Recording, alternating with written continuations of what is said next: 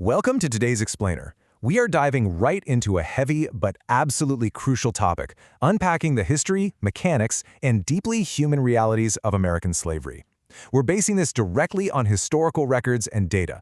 Now we're going to look strictly at the facts to see exactly how this system operated and how it fundamentally shaped a nation. So let's start by framing the ultimate paradox of the American founding. You've got this new nation born out of the Enlightenment, right? Championing ideals of universal liberty and the rights of man. The American Revolution actually put the abolition of slavery on the public agenda for the first time in a really serious way.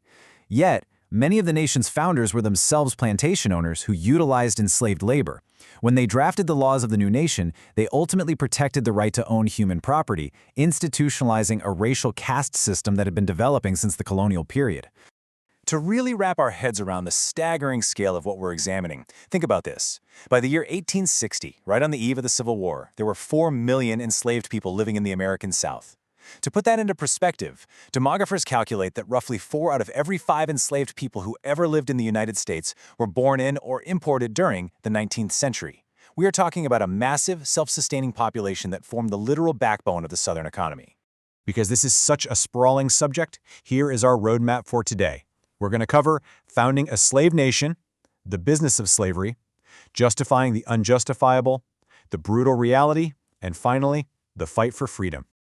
All right, let's jump straight into part 1, founding a slave nation. It's a genuinely jarring reality that human beings were mathematically reduced simply to inflate Southern political power. During the Constitutional Convention, Southern delegates wanted enslaved people counted to increase their representation in Congress, even though those same enslaved individuals had absolutely no rights and were treated as property. Northern delegates opposed this. The result? The infamous 3/5 compromise. Because of this built-in mathematical advantage, the planter elite dominated the presidency and Congress for decades. In fact, for 50 of the 72 years between the elections of George Washington and Abraham Lincoln, the President of the United States was a slaveholder. And it gets more complicated. The Constitution's Fugitive Slave Clause ensured that even northern states that had completely abolished slavery couldn't offer true sanctuary. If an enslaved person made a daring escape into a free state, this clause, and the Fugitive Slave Acts that followed, required that they be returned to the person claiming to own them. It effectively made the entire federal system complicit in maintaining the chains of slavery, erasing the whole concept of a safe haven anywhere within the country's borders. That brings us to our next theme, Part 2, the business of slavery. We really need to understand that this wasn't just a historical event. It was a ruthless economic engine. In 1808, the U.S. banned the international slave trade. But simultaneously, the invention of the cotton gin sped up cotton processing by 50 times. Suddenly, the Deep South needed a massive labor force. So what happened? Well, the Upper South, places like Virginia and Maryland, essentially shifted focus to produce enslaved people. Over 1 million enslaved individuals were forcibly marched or shipped to the Deep South, in what historians now call the Second Middle Passage. It became a highly organized, highly lucrative industry with a devastating human toll, specifically tearing apart families just to meet market demands. By 1860, Southern enslavers held human property collectively valued at an astonishing $3 billion. Now, in today's money, that's nearly $100 billion. Enslaved people were viewed purely as capital. They were literally the most valuable asset in the American economy, completely intertwined with northern textile mills, shipping companies, and banks. The entire global system, including factories all the way over in Britain and France, relied on the cheap cotton generated by this multi-billion-dollar investment in human lives. Author Harriet Beecher Stowe really hit the nail on the head in 1853, summarizing this ruthless economic bottom line by defining the institution as absolute despotism for profit.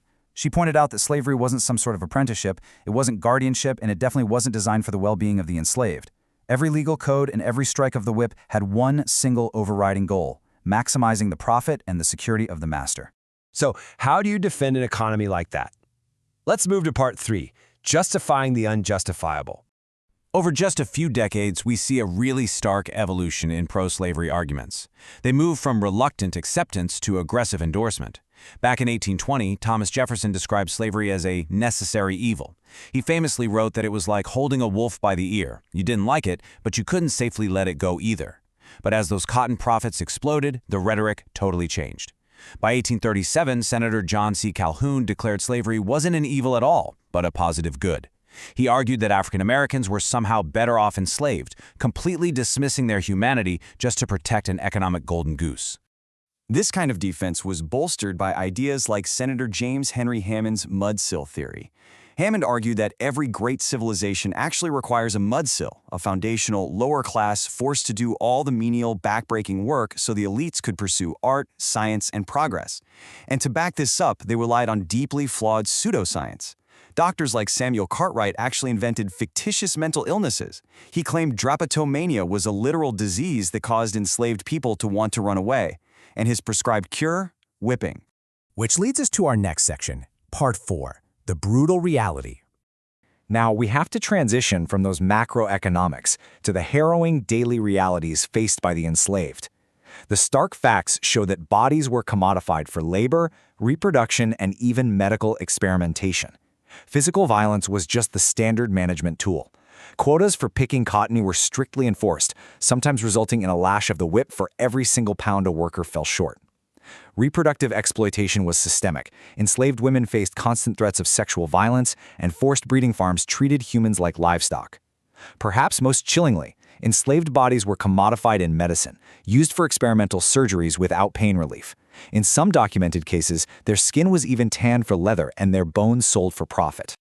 To make sure the human cost doesn't just get lost in all these data points, consider the story of Ashley's sack. This is an actual historical artifact that heartbreakingly encapsulates the agonizing reality of family separation. When 9-year-old Ashley was sold away during that second Middle Passage we talked about, her mother, Rose, packed her a sack. Inside was a dress, some pecans, a braid of her hair, and the promise of her enduring love. They never saw each other again. This single item represents the trauma inflicted on millions of individuals whose families were dismantled for profit. All right, let's head into our final section, Part 5, the fight for freedom. Despite those brutal conditions, enslaved people constantly fought back. It's an incredible story of resilience. Historians have identified up to 311 slave uprisings in U.S. history, and these uprisings struck genuine terror into the planter class. The most famous was Nat Turner's Rebellion in 1831, where Turner led a revolt in Virginia that resulted in the deaths of nearly 60 white inhabitants. The backlash to this was severe. Militias executed hundreds of innocent enslaved people in retaliation, and Southern states passed extreme laws banning enslaved people from learning to read or gathering without white supervision. But the desire for freedom? It could never be stamped out. We can trace this escalating conflict as it fractured the entire nation. It goes from the initial wave of Northern abolitionism right after the Revolution, to the South deeply entrenching its slave economy while the North industrialized, abolitionists organized, the Underground Railroad operated in direct defiance of federal law, and compromises over new Western territories completely failed. Ultimately, this irreconcilable divide led to the Civil War in 1861, when Southern states seceded specifically to protect their slave system. It all finally ended in 1865 with the ratification of the 13th Amendment. So, we leave you with this final, profound thought regarding the enduring legacy of this history. We've seen how slavery wasn't just some flaw in the system. It was the foundation upon which much of early American economic and political power was built. The effects of turning millions of human beings into property, well, they don't just vanish overnight. How does a modern society fully reconcile with a history built on centuries of human commodification? Thank you for joining me for this explainer. I really hope exploring these hard facts has helped you structure your understanding of this tragic, pivotal chapter in history. Keep asking questions and keep seeking the truth.